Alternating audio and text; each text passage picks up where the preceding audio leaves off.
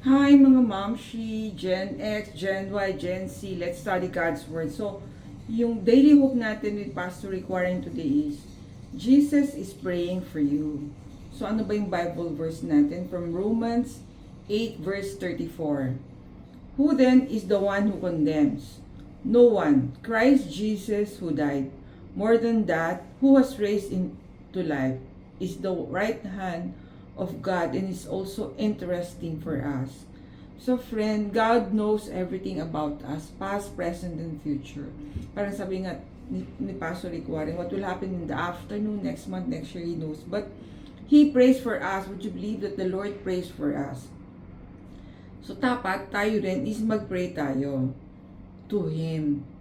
So sabi nga, the night before Jesus went to the cross, He was with His disciples. Peter was boasting saying, Lord, I am ready to die with you. But we know that Peter betrayed or denied Jesus 3 times, diba? After na sinabi niya yung, I will die with you. Kasi when we are presented with situation, sometimes nagbabago yung ating disposition or our decision. So sabi nga, Jesus or God prayed for Peter because of the storm that he will be going through. Yung chance nga na i-deny niya si Jesus for 3 times when that soldier asked him if he knows Jesus. Who then is the one who condemns? No one. Christ Jesus, who died, more than that, who was raised to life, is at the right hand of God and is also interceding for us. Jesus is praying for you to make it through your storms. So friend, yon parang the Lord pray for us even if He's in heaven already.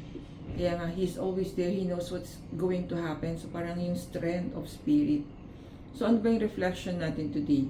Jesus prays for you. What does that fact help you understand about Jesus? So knowing that God prays for us, ano ba yung, what is our understanding of that concern? Next is, when you consider Jesus praying for you, what changes in your heart? So knowing that God is praying for our storms, what change occurred in us? What storm are you going through right now? Ask God to help you believe that Jesus has already prayed you through it. So Lord, a friend, no, mom, sis, yung knowing that God is there, kasi friend, diba, may mga challenges tayong difficult, parang we feel we are alone.